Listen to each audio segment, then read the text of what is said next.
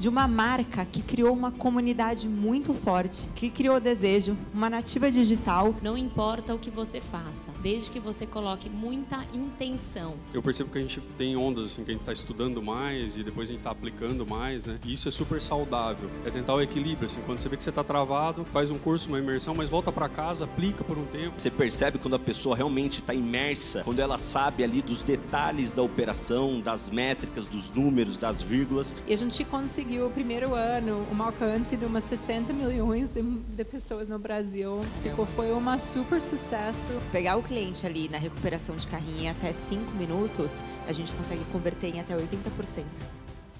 A primeira delas que eu conheci, por conta de uma garrafa térmica. Eu vi essa garrafa térmica e eu falei, caramba, que legal isso aqui.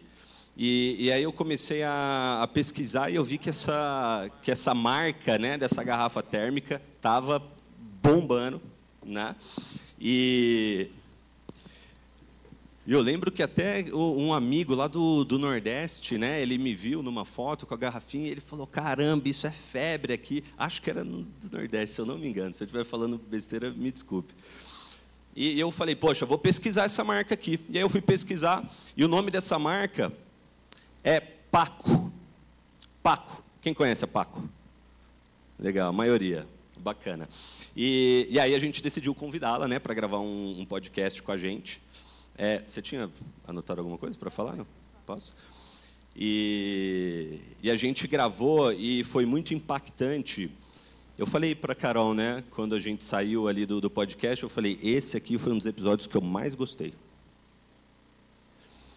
Porque é difícil você ver uma pessoa assim, com tanto propósito, sabe? Com um propósito tão claro e valores inegociáveis assim, de marca. Eu lembro que eu perguntei, por que você não vende no Mercado Livre? Que certamente teria muito dinheiro para ela lá dentro. E aí ela falou, porque não combina com o valor da marca. Que um dos valores, se eu não me engano, é a questão de experiência, né, que ela oferece ali para os clientes. E, enfim, a gente adorou, a gente reassistiu depois o podcast, e essa mulher, de fato, está fazendo um trabalho super diferenciado. Vou pedir para ela vir aqui com a gente ao palco. Fundadora da Paco, Brígila. De Santana me falou, cara, tem um cara que está fazendo um trabalho assim, incrível, é um dos maiores do mercado dele no Brasil. Você tem que conhecer. E aí, também entrei em contato, convidei, recebemos ele lá no podcast, e, de fato, assim, um cara extremamente inteligente, que conhece muito do negócio, né? Você percebe quando a pessoa realmente está imersa, quando ela sabe ali dos detalhes da operação, das métricas, dos números, das vírgulas, e realmente tem uma das maiores operações do Brasil de cama, mesa e banho. Né? Vou pedir mais uma salva de palmas para vocês receberem aqui no palco do Brand Legacy, Gabriel Vale. Eu quero convidar aqui também mais uma mulher, que é fundadora e empreendedora de uma marca que criou uma comunidade muito forte, que criou desejo, uma nativa digital, e ela conseguiu ser extremamente disruptiva desde o produto a toda a comunicação, que é a Pentes e a fundadora Emily. Vem para cá. Obrigada, Carol. Obrigada, Dom. Boa tarde para todo mundo. Eu sou a Brígila, sou uma das sócias fundadoras da Paco. Muito do que o Dom me apresentou ali, eu acho que é propósito, né? Eu até falei no podcast e repito sempre. Não importa o que você faça, desde que você coloque muita intenção, propósito. Você pode vender água de coco na praia, mas com isso você vai vender o melhor coco, vai fazer o maior sucesso. Se você contar uma história, por que o coco faz sentido ser vendido por você na praia? Então, eu acho que é muito isso. Quem te trouxe até aqui, o que você é hoje, é o que você viveu lá atrás. E isso é uma história. Você coloca intenção e cria algo que faz sentido para você, para o próximo e para o planeta, não tem como dar errado. É 100% certeza que vai dar certo. Muito bom. Boa tarde, pessoal. Bom, vou contar um pouquinho o que eu pensei lá no passado, quando a gente começou a construir a Linda Casa. A primeira coisa que até o Dom falou, né, tem que ter clareza do que você não quer. Eu nunca quis ser a M. Martin. Então, esse foi um dos primeiros conceitos que eu criei. A nossa marca tem que transparecer a nossa simplicidade. A gente está numa cidade, não sei se vocês conhecem, Ibitinga. Quem conhece Ibitinga? Tá, a gente conhece? De nome. A gente vem de lá. Bom, a gente não é de Minas, né? Então, muita gente confunde, mas a gente é do interior de São Paulo, a gente está a 350 km. E, o pessoal do interior é simples, né? A gente é simples e Ibitinga sempre foi conhecida por vender os enxovais mais baratos do Brasil. Então, todo mundo sempre viajou para Ibitinga para comprar produto para revender, sabe? Então, e a gente fala porta, porteira e está tudo bem. Então, esse é um dos conceitos que eu sempre quis que a nossa marca tivesse, a simplicidade de a gente se comunicar o que a gente sempre foi, o que a gente sempre é.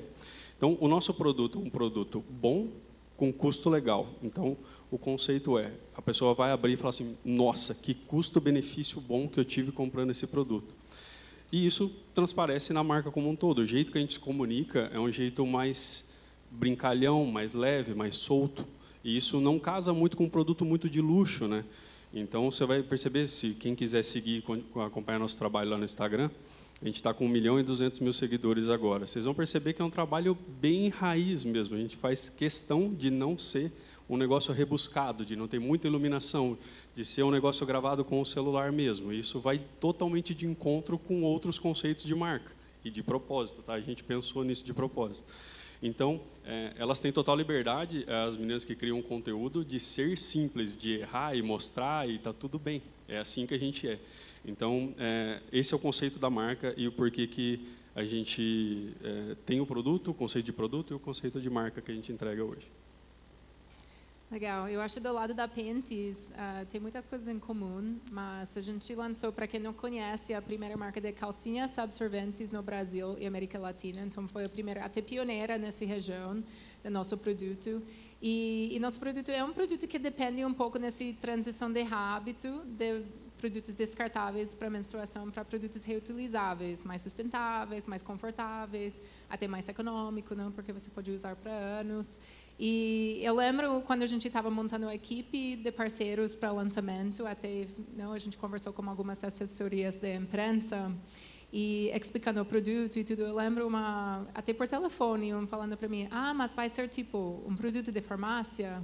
E eu falei, ai meu Deus, eu preciso de reunião presencial para comunicar esse conceito. Então a gente já entendeu tanto pelo nosso espaço para ser novidade e também para ser um mercado um pouco tabu.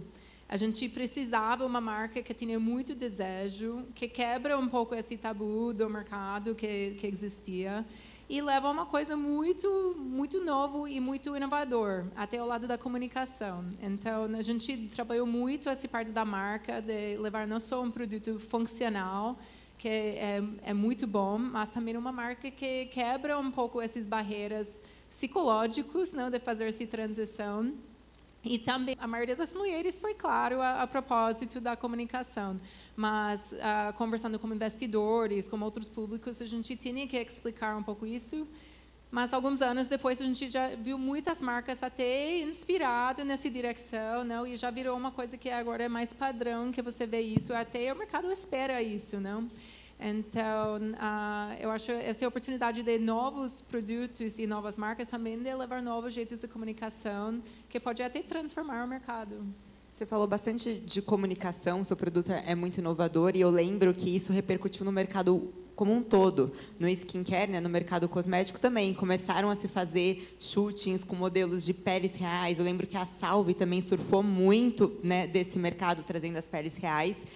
E eu queria perguntar para vocês, na prática mesmo, vocês voltando um pouquinho aí na linha do tempo, quando que vocês perceberam que o produto, que toda a ideia e todo o porquê, o propósito, ele estava se transformando mesmo num desejo e criando essa marca, criando comunidade? E quais, de fato, foram ali as principais estratégias ou alavancas que vocês falaram, fizemos isso e isso foi importante para esse nosso início de desejo de comunidade? Acho que foi muito pensado no comportamento das pessoas.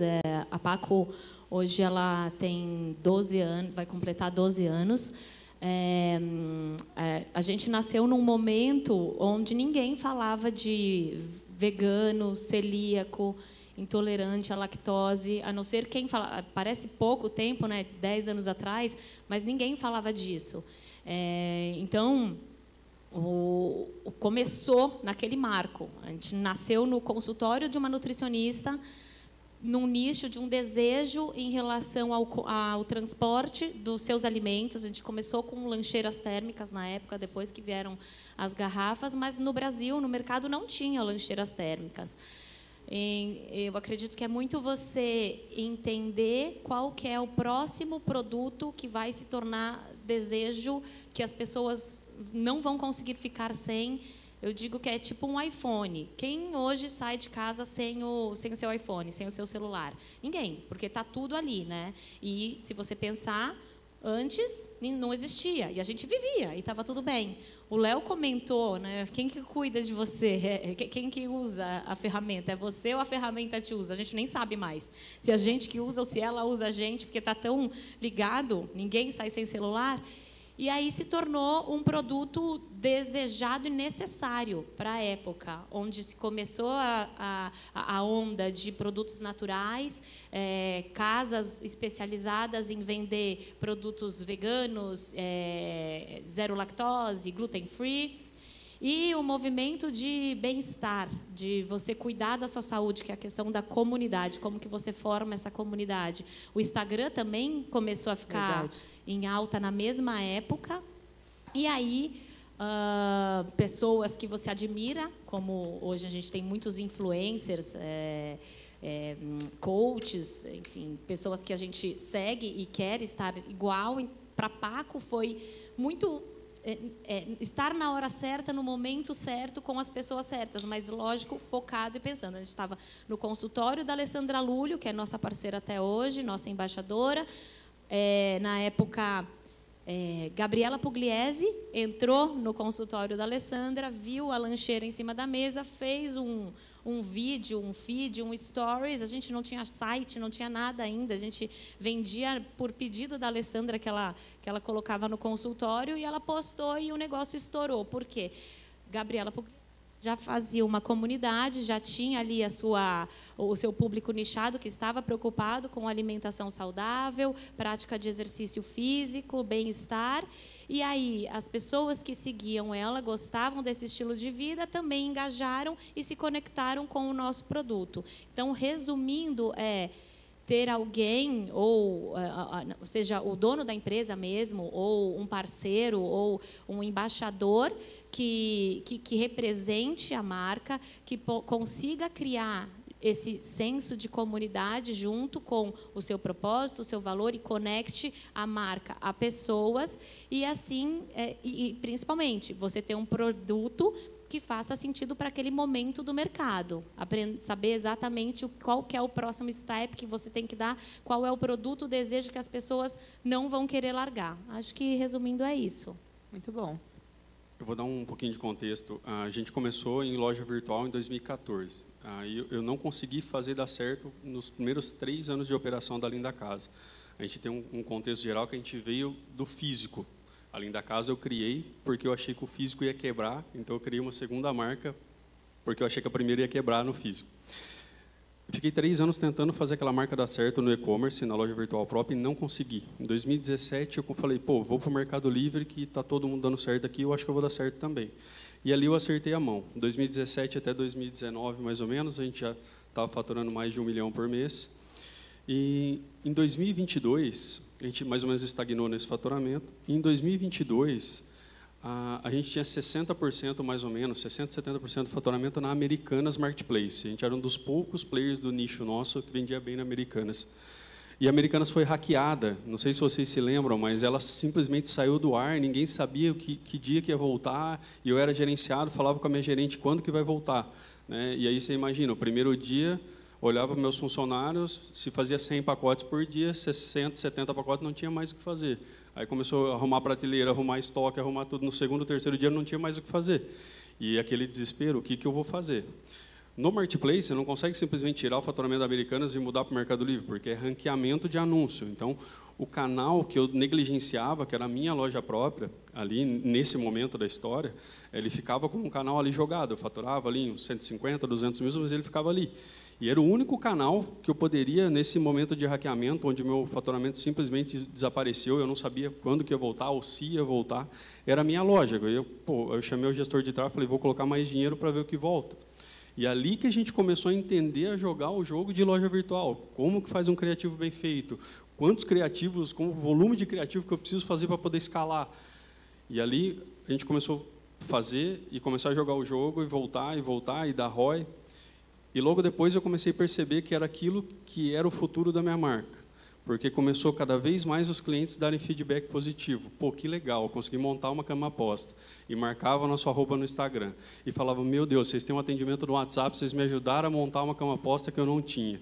E eu falei, é esse jogo aqui que eu quero jogar daqui em diante, porque isso dá um prazer gigantesco para a gente que gosta de ter marca, gosta de cuidar do cliente, gosta de fazer algo diferente. E ali, desde então, a gente tem focado muito mais nisso e agora a gente bateu 90% já de faturamento na nossa loja virtual própria. Nossa, então, muito legal obrigado, isso. Obrigado. E, então, assim, foi essa virada de chave. Quando eu virei a chave, comecei a fazer criativos, comecei a impactar mais gente, começou a voltar, a comprar, receber rapidinho em casa, o cliente falando assim, nossa, recebi tão rápido quanto comprar no Mercado Livre. E, além disso, consegui montar uma cama aposta, né? Que é diferente. No Mercado Livre, você não consegue... É difícil você montar uma cama aposta no Mercado Livre. Então, esse momento assim que eu realmente percebi, cara, eu estou criando algo que tem muita relevância no mercado. Talvez seja isso aqui que ninguém tenha feito ainda no meu nicho e agora está voltando. Agora tem esse senso de comunidade que as pessoas querem consumir realmente o meu produto e minha marca.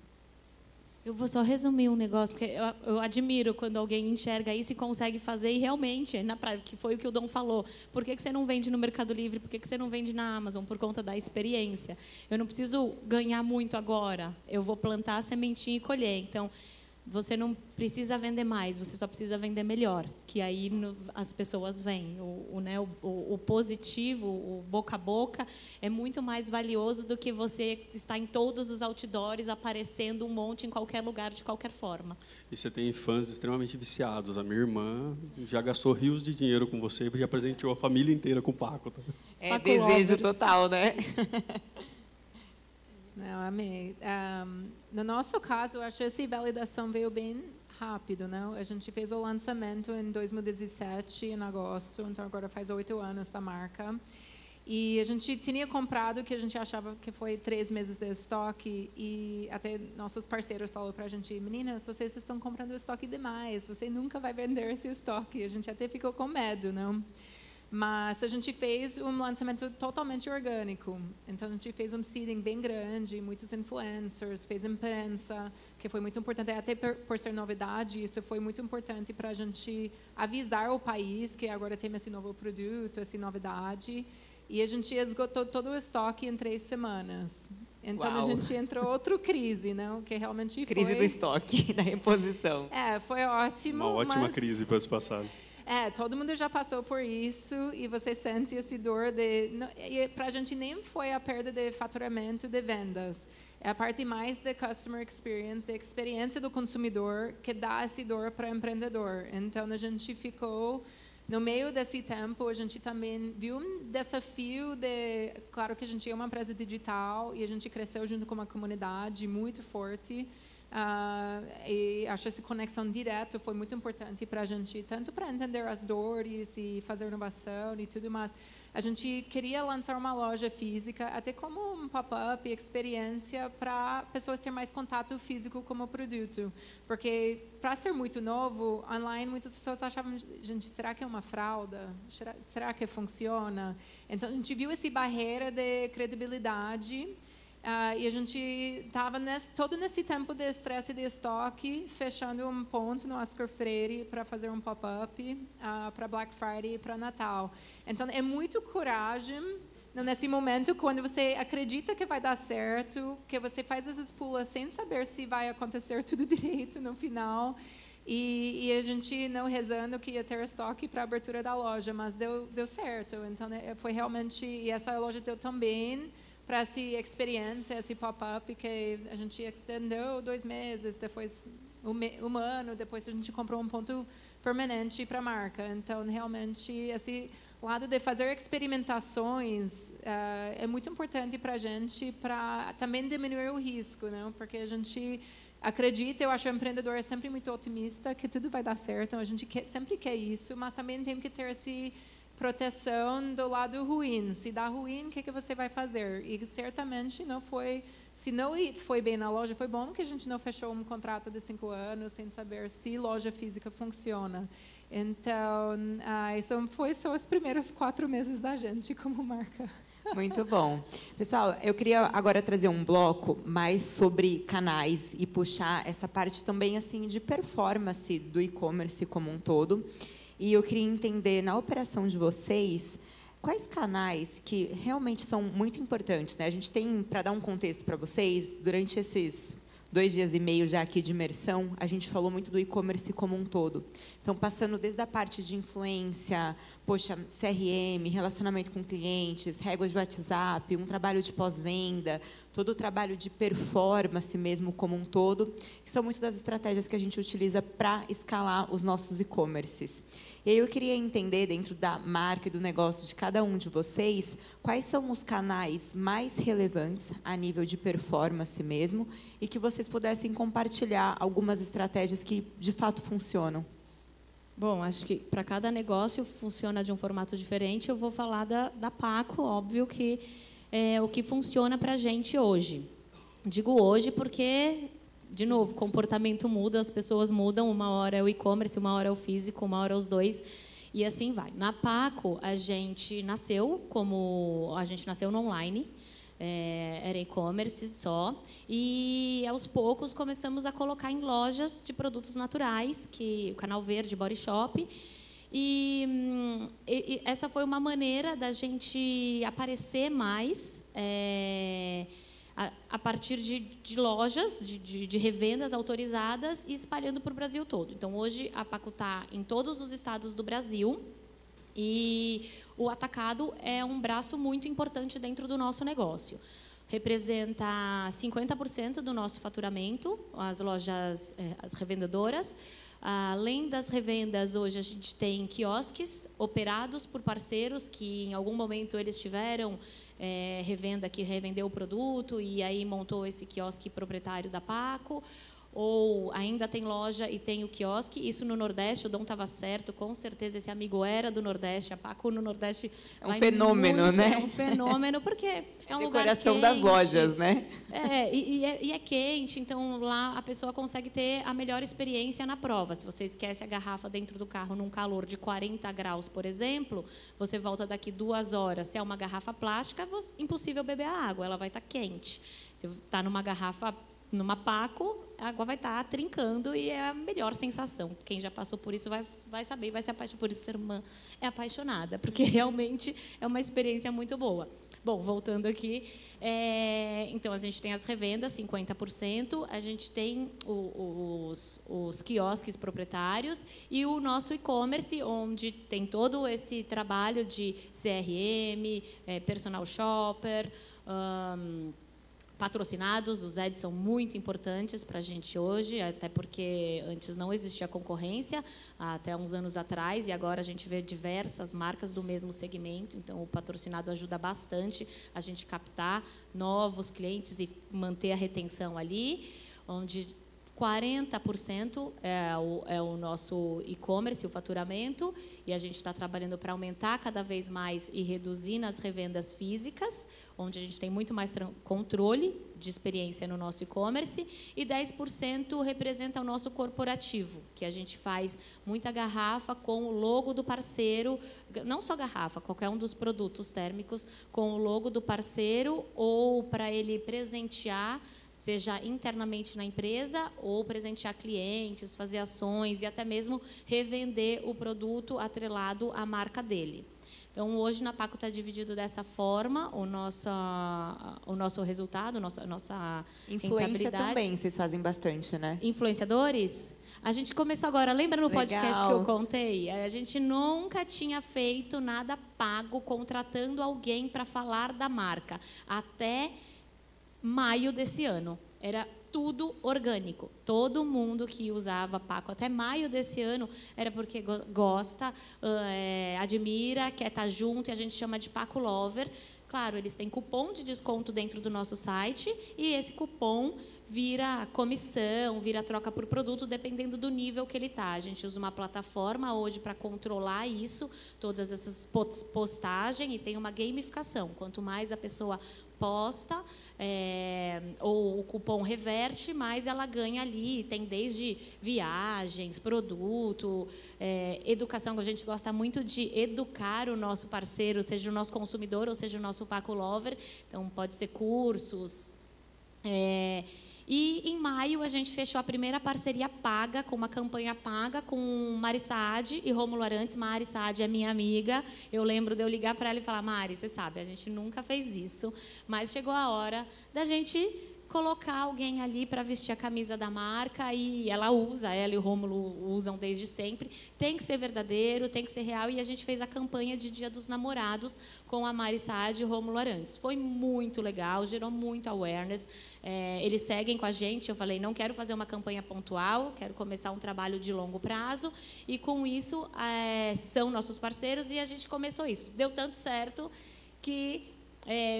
por isso que a gente nunca diga nunca, porque as coisas mudam. Então, até maio nunca teve, e a partir de maio a gente fechou com eles, e agora na campanha do Dia dos Pais a gente fechou com Chantal e Matheus Verdeiro, que também foi muito legal, e a gente está adorando esse tipo de parceria.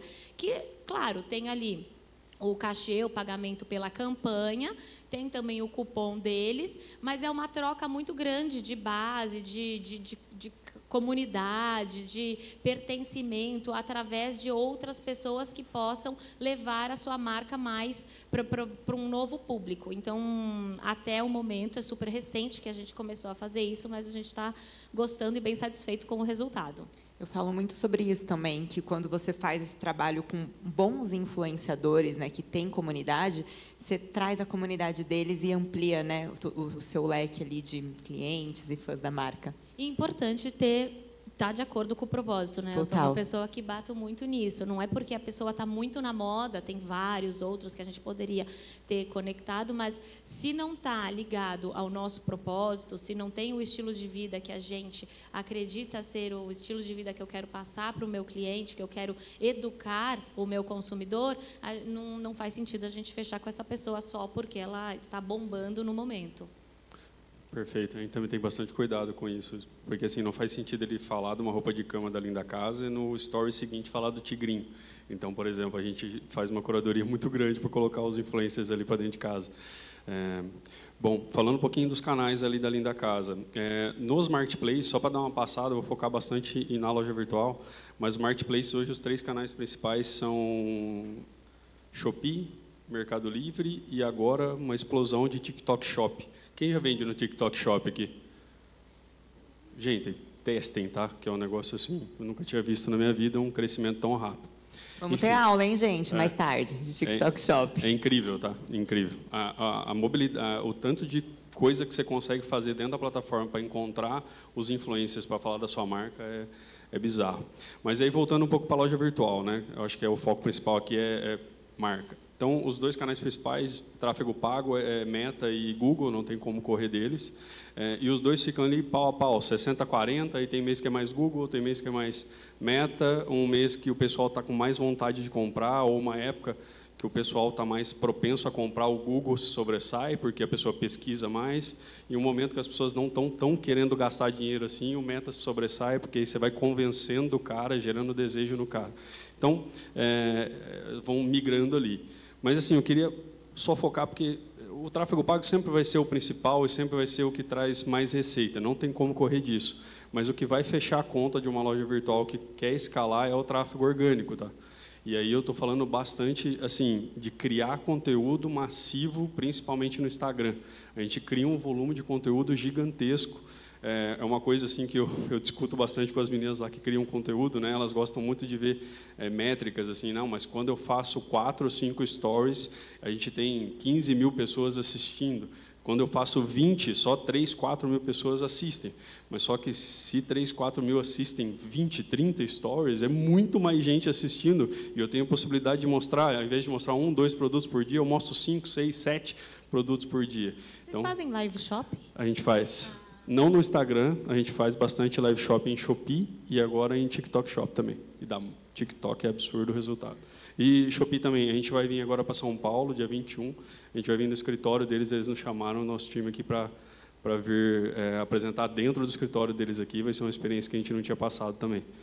Aí, voltando um pouco para a loja, por que eu falo que é o que fecha a conta? Porque você ficar pagando toda hora para vender, o tráfego, quando você abre o funil e você aumenta a verba, você impacta clientes novos. E é muito mais difícil você convencer o cara a comprar. Vai meses para o cara comprar. Na minha loja, por exemplo, na média, são 9 dias entre o cara conhecer minha marca até ele comprar. Então, são 9 dias. Ele vai ver um criativo. Pô, que legal, dá para comprar roupa de cama, mas não sei se é isso agora. Já acessou o site. Depois ele vai ver um produto. Pô, gostei desse produto, coloca no carrinho, mas ele está no banco, deixa lá o carrinho montado. Aí, de repente, ele recebe um WhatsApp. Pô, vamos lá montar o carrinho de novo. Montou, não estava com o cartão na mão, não consegue comprar. Então, é difícil fechar a conta só você pagando toda hora para vender. Se você não criar o conteúdo que o cara consuma no Reels, nos Stories, senão vai fechar a conta da escala, tá? Então, tem que prestar muita atenção no tráfego orgânico. E aí, obviamente, eu estou falando de Instagram porque é o mais massivo de todos, mas aí tem WhatsApp, tem grupinhos de desconto, tem e-mail marketing. Todos eles vão compondo esse todo, né? Tem um time de influencer. Então, várias coisas que vão fechar a conta aí no final do mês. Muito bom. Eu acho que a gente teve um crescimento parecido e diferente também, que a gente é nativo no digital, então até hoje 70% do nosso faturamento é do online. Mas a gente também tem uma rede grande de lojas que revendem Mapentes. Agora 20% das vendas representa 3.000 lojas mais ou menos no Brasil. E 10% da faturamento das nossas lojas próprias. Então, agora a gente fez muito essa transição. Nos primeiros 4 meses abriu loja, então virou online para omnichannel e depois omnichannel para multicanal. Então, agora a Pentes a gente está muito focado em penetração. Mas para o lançamento a gente tinha que montar muito estruturado toda a parte da experiência, tanto da compra e pré-compra. Então, CRM muito bem montado. A gente sabe, por ser um produto novo, que a gente tinha que fazer bastante educação para o cliente, para ela fazer essa conversão.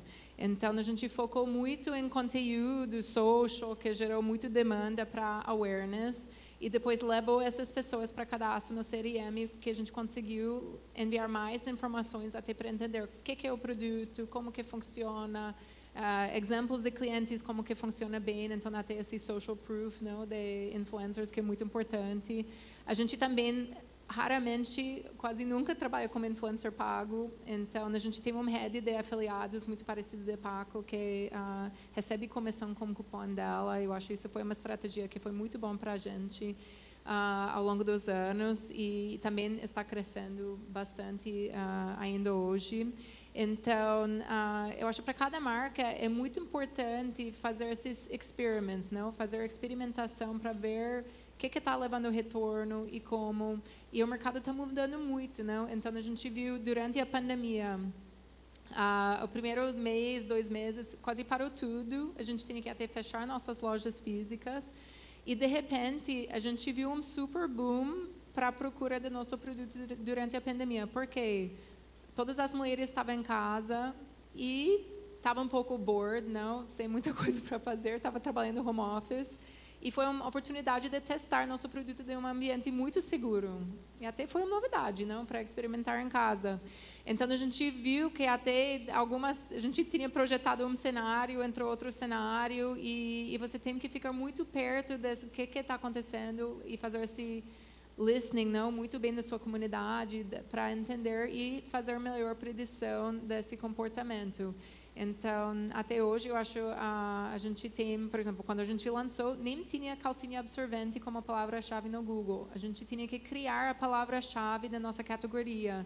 Então, hoje, a gente tem bastante compra bottom of the funnel para pessoas procurando o nosso produto. Mas isso depois de anos de trabalhar, não, o que é uma calcinha absorvente, o que é uma calcinha menstrual, como que funciona. E acho uma vantagem grande para ser líder do seu segmento. E até se sai na Folha de São Paulo uma página sobre movimento de calcinhas, que acontece, não? E não é para Pentes, não é pago, é tipo da jornalista mesmo. Ainda se não menciona nosso nome ou é tipo em algum lugar pequeno assim, a gente vê um boom, porque quando você busca, você vê primeiro Panties em muitas coisas. Então, eu acho essa parte de trabalhar muito bem em conteúdo e Google, que agora está mudando muito com AI. Eu acho que todo mundo está acompanhando isso como marcas, é essencial. Então, eu recomendo bastante isso, mas parte da experiência e se você fecha esse cliente para comprar, tem que garantir que a experiência vai ser incrível para fazer recompra também. Então, até eu brinco com a nossa equipe, mas a gente lançou até com cheiro nos pacotes do e-commerce para a pessoa abrir e já ter esse momento de tipo, minha experiência 3D. Então, eu fiquei muito focado nas detalhes para entregar a experiência diferenciada. Deixa eu fazer uma pergunta. Na cama e banho a gente não tem muita variação, são basicamente 4 tamanhos de cama, né? Tem algumas coisas que saem fora do padrão, mas é solteiro, casal, queen, king. Então, para nós é muito tranquilo, assim, não temos muita devolução a respeito de tamanho. Então, eu queria fazer uma pergunta para você, como é que foi isso, né? Porque é um produto novo, provavelmente o encaixe deve ser totalmente diferente do resto que tem no mercado. Como que foi isso para vocês? Como vocês conseguiram ensinar as pessoas? Teve muita devolução no começo e depois vocês começaram a aprender? Como é que foi? Então, isso é uma coisa muito interessante, que até nossa taxa de devolução é 4%. É muito menor do que a taxa da roupa, do vestuário no mercado. E só 1% é devolução. Então, 3% troca, 1% devolução mesmo. Então, tipo, 96% das pessoas que recebem em casa vão ficar e 99% vão trocar tamanho, talvez, mas vai ficar como produto. Então, eu acho que isso vem muito também na nossa equipe de atendimento, faz parte da equipe de marketing. Então, elas não é um back office, não é uma equipe para defender a empresa, para a gente proteger a empresa de alguma forma. Elas são educadoras, principalmente, e tipo, para mim é a função mais estratégica, porque elas recebem todos os insights. A maioria dos produtos que a gente lançou novos veio de feedbacks que elas receberam. Então, eu acho que isso ajuda bastante. Então, por exemplo, tem muitas pessoas que abrem uma caixinha e vê a calcinha e falam, gente, é gigante. E elas sempre falam, você tem que provar, porque o forro é bloqueado, não tem elasticidade no forro, então não parece maior do que veste. E, tipo, 90% veste e me falam, tá certo. Tipo, não preciso trocar tamanho. Se tinha trocado o tamanho, teria chegado pequeno. Então, essas coisas assim, que a gente tem esse jeitinho e carinho, faz muita diferença e equipe muito bem treinada também. E qual que é o canal de atendimento? WhatsApp mesmo? Principalmente o WhatsApp, mas a gente é super omnicanal de atendimento. Então, tipo, se ela manda DM, se ela manda e-mail, qualquer canal a gente atende igual e todo vai para o mesmo sistema. Então, a gente, para a gente não faz diferença. Vocês também concentram numa mesma plataforma, a central de atendimento? Sim, tudo.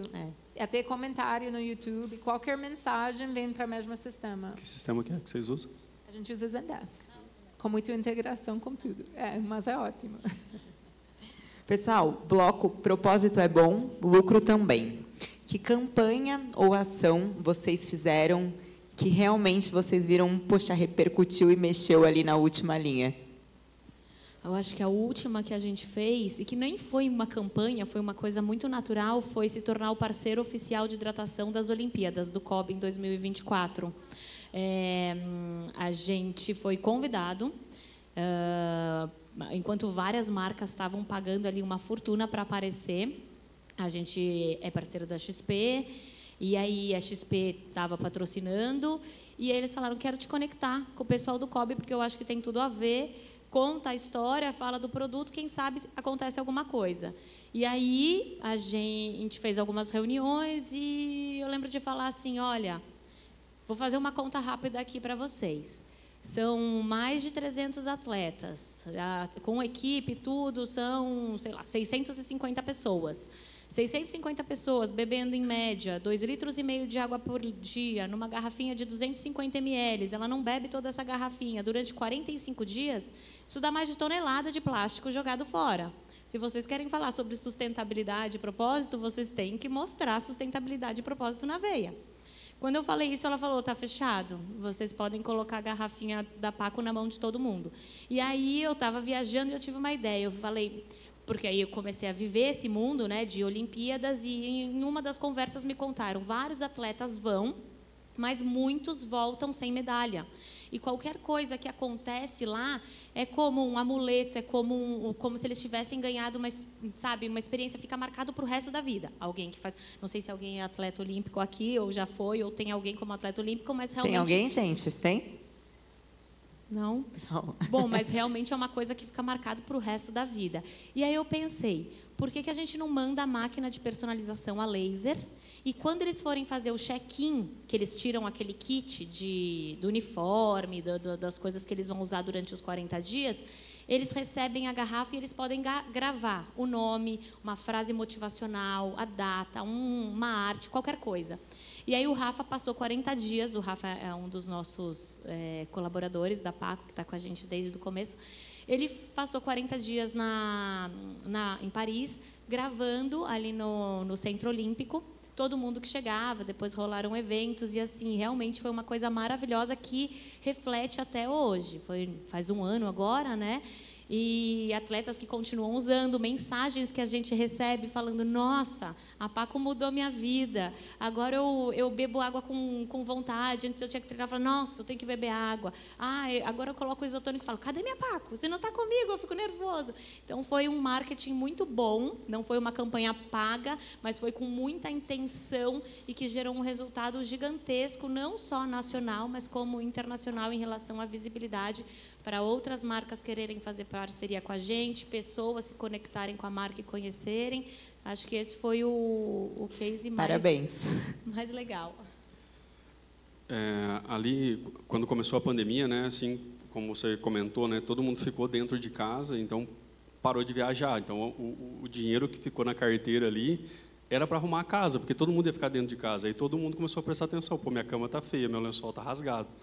Então, vocês podem imaginar que, assim, a primeira semana, todo mundo em casa, fiz uma chamada de vídeo com meus pais, falei, fiz a projeção de fluxo de caixa, até agosto a gente tem dinheiro, depois dali para frente tem que mandar todo mundo embora e acabou.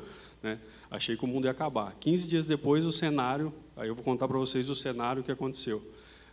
Liberaram a gente para voltar a trabalhar, né? A gente tem produção própria também. A gente voltou a trabalhar e começou a vender muito. Tipo, do dia para o outro, muito, muito. E eu não conseguia fabricar. Então, basicamente, o que eu fiz? Eu comecei a calibrar o preço para eu conseguir fabricar o que vendia no dia. Então, eu vou dar um exemplo para vocês do que eu fiz. Tinha um jogo de lençol nosso que a gente vendia R$ 179,90. E eu conseguia fabricar, vamos supor, 100 peças por dia.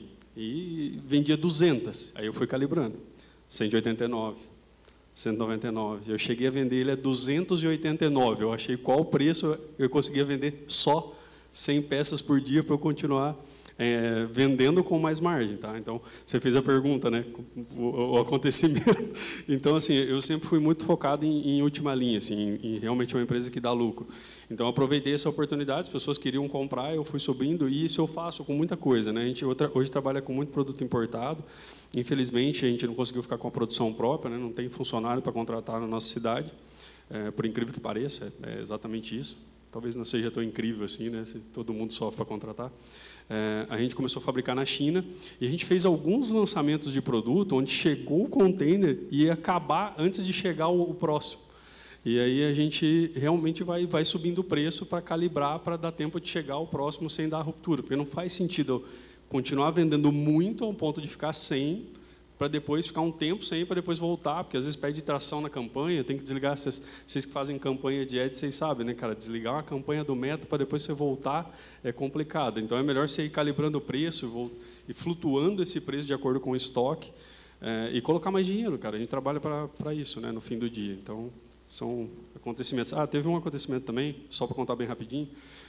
A Americanas chegou e falou assim, cara, a gente está com um projeto de live commerce. Eu falei, nunca fiz. Ele falou assim, não, isso nós estamos falando de 2020, acho que 2020, 2021, estava começando com o projeto. Falei, como é que faz? A minha equipe vai aí filmar vocês em Ibitinga. Falei, pô, sensacional, estou com o estúdio aqui, vem cá. E eles vieram e falaram, não, mas você tem que fazer um preço sensacional para a live. Falei, vou fazer, 1 hora de live, né? O que vai acontecer? Aí, na hora da live, eu descobri que eles iam dar, além do desconto que eu dei, 20% em todos os produtos, e eles escolheram o Coberdron, que é um produto de inverno, e estava frio, 40% de desconto por conta deles. Além do preço que eu fiz, eles deram 40% de desconto. Eles que iam cobrir o valor? Cobrir, rebate, por conta deles, o cupom. Aí a gente começou a live e eu comecei por esse produto do 40%. E aí ia fazendo a live e falava, aí eu pulava para o produto seguinte, ele falava, não, mas volta um pouquinho. Ele ficava no ponto eletrônico me chamando assim, volta, eu apresentando a live, né? Volta no outro. Eu voltava, apresentava de novo. E nessa época não tinha muito controle de estoque. Como eu fabricava, eu deixava o estoque aberto e ia vendendo até quando tinha, era o estoque fictício ali, né? Enfim, terminou a live, a gente vendeu 600 cover drones ali na live, eu acho que eu devia ter uns 50, 60 no estoque. Aí foi aquele caos, né, para conseguir produzir tudo e mandar embora, mas assim, foi bem legal a experiência, assim. Eu só tava louco da vida, porque o cara falava, volta naquele, pô, deixa eu apresentar o resto dos produtos, né, cara? Como assim? Pois é, porque tava vendendo muito, realmente. Só não tinha o estoque, né? Só não tinha estoque. Por isso a gente aprende muito as primeiras vezes, não? Que tipo, você esses experiments a gente aprende bastante. Vou falar da campanha, mas a gente também na pandemia teve muitos desafios com a parte de fábrica e por nosso produto ser fabricado no Brasil, muitos fios até nas fábricas que faz os tecidos são importados. Então a gente tinha que fazer uma compra muito grande. A gente fez tipo março do ano, porque a gente sabia, a gente se para a importação, não sei, a gente não sabe o que vai acontecer. A gente comprou tipo 1 ano de estoque e quase não tinha produto para Black Friday esse ano, porque a gente ainda estava em todas as fábricas trabalhando 50%, então realmente foi um super desafio.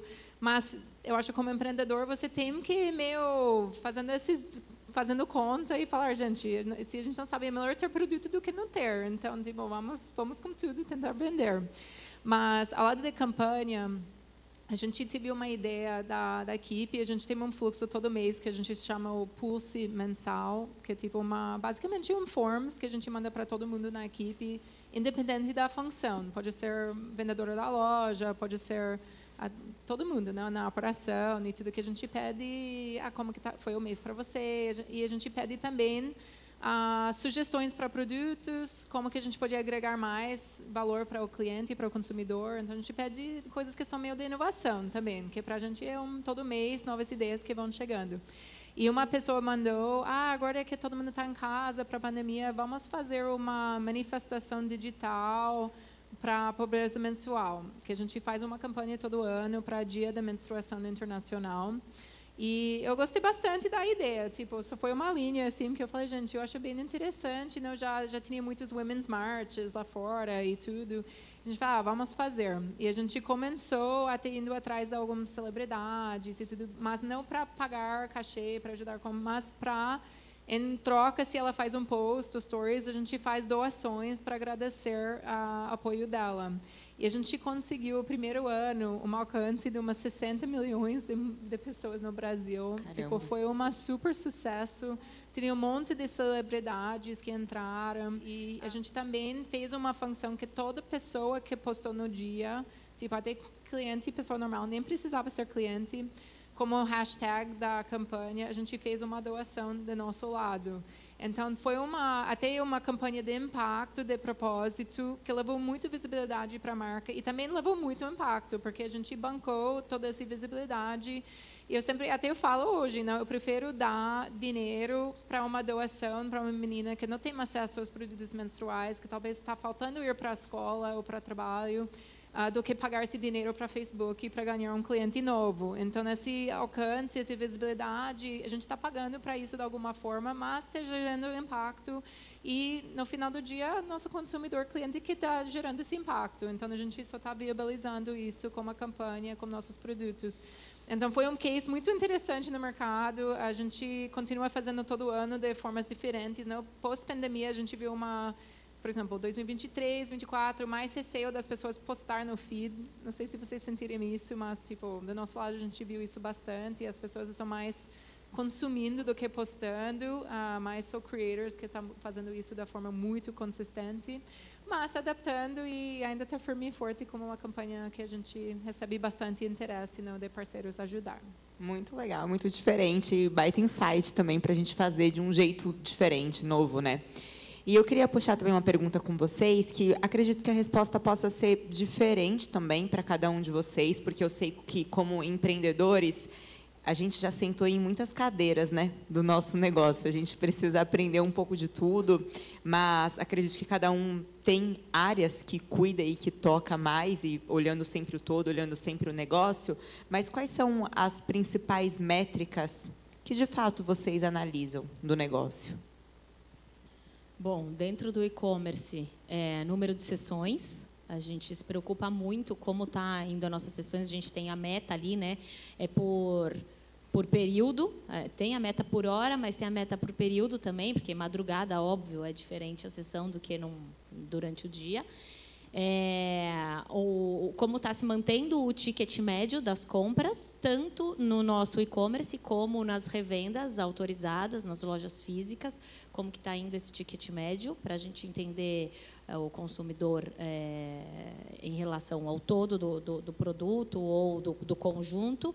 A recompra é muito importante. Hoje, na Paco, 33% dos nossos clientes que voltam a comprar, eles seguem comprando em menos de 2, 3 meses. Então, a gente se preocupa muito com essa taxa de recompra, em conseguir manter a atenção desses clientes, já que uma vez ele chegou, né, manter esse cliente sempre com a gente é muito melhor do que você simplesmente ficar tentando atingir vários outros clientes. Basicamente é isso. E a parte de engajamento no digital, principalmente, em todos os canais, a gente está como que está engajando, quantas pessoas salvaram aquele post, quem que está comentando, como que está comentando e, consequentemente, o faturamento, como que está indo, se está dentro ali das metas que você projetou. Acho que no caso da Paco é isso. Muito bom. Eu acho que do e-commerce ali a taxa de conversão, a gente mede muito e controla bem em cima, e o ROI, são coisas que a gente controla todo dia, né, para ver se o investimento está voltando.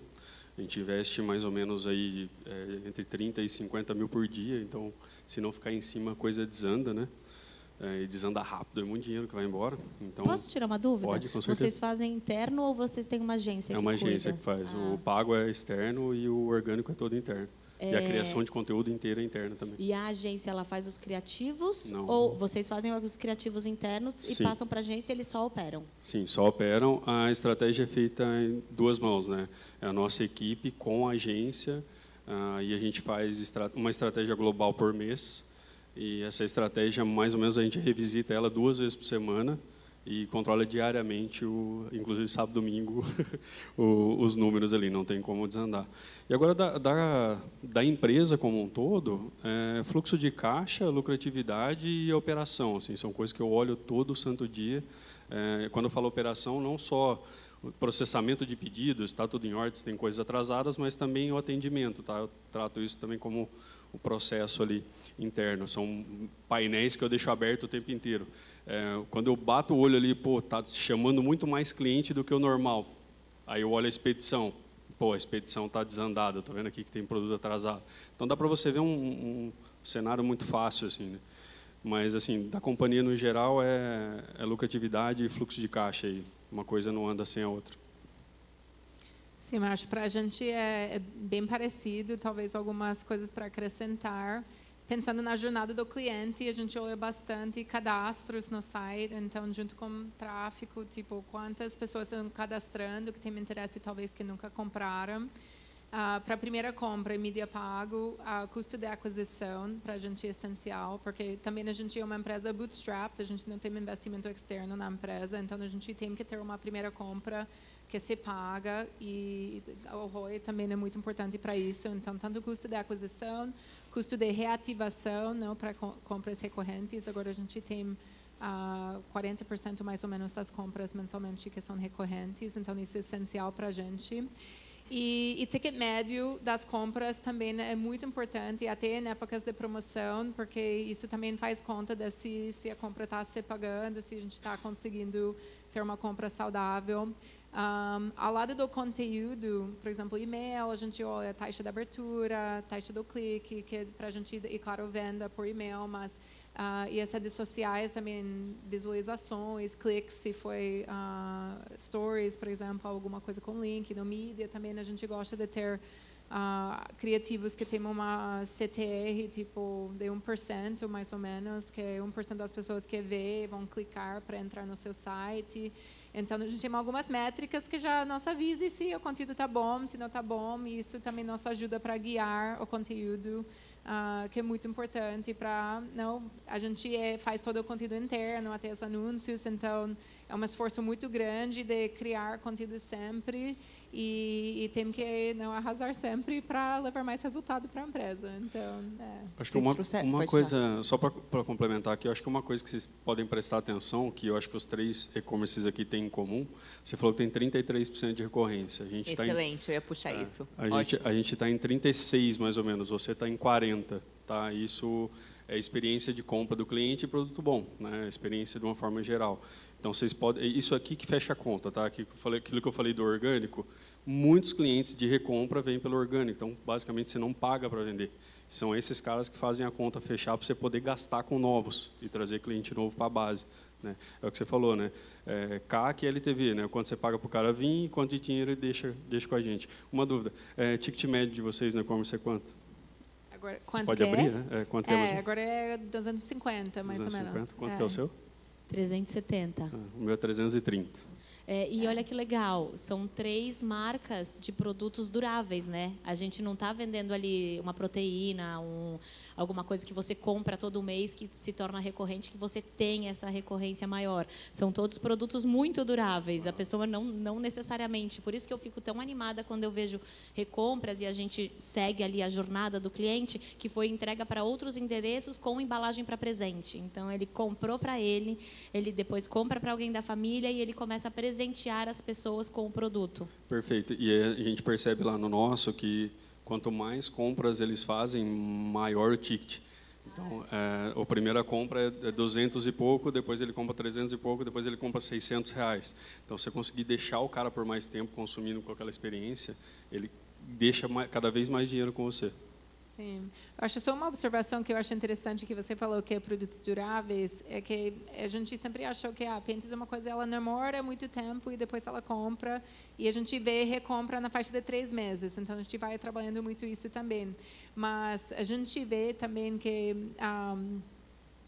não é só a primeira compra que é importante, mas a durabilidade, a gente tem que ter esse porquê voltar, porque você está comprando outra cor, você está comprando presente.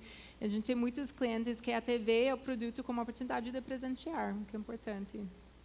E vocês sentem que o fato de conseguir trazer o presenteável para o negócio é o que acelera mesmo essa curva de recorrência? Acho que é uma árvore, né? Você faz ali a árvore do encantamento. Você compra, que foi o que eu falei, você compra para você, compra para o seu marido, compra para o seu filho ir para a escola e começa a presentear. Então, é a recorrência e a forma de você disseminar mais, passar para mais pessoas conhecerem. Isso é uma validação de marca gigantesca, né? Porque quando o cara compra para ele usar, não tem problema, se der errado é com ele mesmo. Agora ele vai comprar algo para presentear, não pode dar errado, né? Você vai comprar algo para um parente ou vai indicar uma empresa para alguém, né? Uma indicação, que nem o de vocês, deve ter muita indicação. Como que você vai indicar a empresa que você não confia 100%?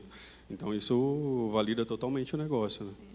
Interessante, a gente também vê bastante compra por impulso, né? Eu acho que já viu o produto talvez online, vê na farmácia e já compra. Então, não sei se vocês também, talvez menos você, mas talvez Paco, vocês veem isso às vezes, não sei. Eu não sei te dizer, assim, né? Eu vejo que as pessoas colocam muito no carrinho. A gente tem muito do carrinho e ela monta vários carrinhos, até porque são mais de 45 cores diferentes. Você troca o anel, você troca a capa, você troca a tampa. Então, ali elas ficam viajando e montando um monte de pacos até chegar na opção que ela quer. É o anti-estresse ficar montando carrinho. Você tem um time de recuperação? Não, eu sou do time de terapia. hoje eu cuido Não, de mas você tem um marketing. time para recuperar o carrinho? Temos. Tem, né? A gente tem um time de CRM e que foca só nisso. Tem o time de e-commerce, e dentro do e-commerce tem o CRM, que cuida dessa parte de recuperação de carrinho, Pix não pago, jornada de... A gente gosta muito das automações de jornada de compra, dependendo do produto que o cara comprou, quais e-mails ele vai receber depois dessa compra e a gente divide muito bem os clusters de acordo com forms que a gente manda para eles preencherem e a gente conhecer cada vez mais esse cliente. Eu vou contar uma história aqui de um amigo meu. Eu estava conversando com ele e ele contou todo o fluxo que ele fazia de recuperação e o time. Cara, um negócio assim absurdo a estratégia que ele fazia. Eu comecei a ficar um pouco com vergonha, assim, né? Porque a gente não faz tudo aquilo. O nosso negócio é bem mais simples. E aí, conversa, e eu falei assim, pô, mas e o time que responde o inbox? A gente não tem.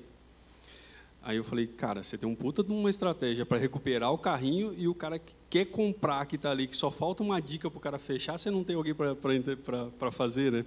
E isso mostra muito, assim, de cada empreendedor, ele vai resolvendo algumas dores, conforme ele vai tendo tempo, né? Provavelmente ele vai resolver essa mais para frente, mas é engraçado como cada negócio, o empreendedor focou em negócios de coisas diferentes, né? Está tudo bem, está tudo certo, né? Mas assim, foi o que eu falei para ele, falei, cara, se você tem muito retorno no carrinho abandonado de recuperação, você imagina se você ajudar o cara a montar o carrinho, meu, o cara compra fácil, né? A gente, na Denavita, por exemplo, a gente tem recuperação automática por AI, por e-mail, por WhatsApp, e a gente também tem a recuperação humanizada, uma pessoa atendendo, e assim, se pegar o cliente ali na recuperação de carrinho em até 5 minutos, a gente consegue converter em até 80% a conversão. Então, é o mix, né, das estratégias. O que o pessoal fala muito da nossa marca, a gente tem mais de 1 milhão de seguidores, a gente responde todos os inbox e todos os comentários. Então, eu só, meu Deus, uma página de 1 milhão e está me ajudando a vender aqui no inbox. Eles ficam assim, assustados, né?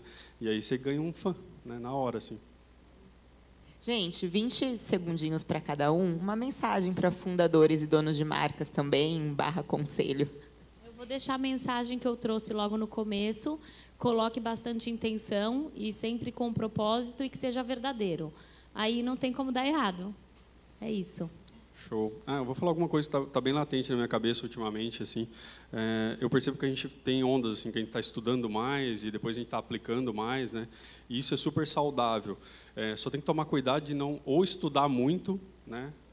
Ou só praticar muito sem estudar, sabe? Um conselho para vocês é tentar o equilíbrio. Assim, quando você vê que você está travado, faz um curso, uma imersão, mas volta para casa, aplica por um tempo, depois vai se desenvolver em outros lados e tal. Isso é uma coisa que tem me pegado bastante. Acho do meu lado, eu vou falar para não ter medo de fazer experimentações. Eu acho isso foi muito importante para a gente. Eu acho que como empreendedores, muitas vezes você fala, vou criar um growth plan com 30 lojas em todo o Brasil. Gente, começa com uma loja, faz uns testes controlados para ver se vai dar certo e isso vai ajudar a evitar muitos erros ao longo dos caminhos. Gente, foi uma delícia dividir esse palco com vocês, conteúdo muito rico, a história, o case de vocês realmente é inspirador, então quero agradecer pela contribuição, parabenizar por vocês primeiro como empreendedores, né, no CPF e o CNPJ também, e pedir uma salva de palmas da galera também. Obrigado, pessoal. Obrigada.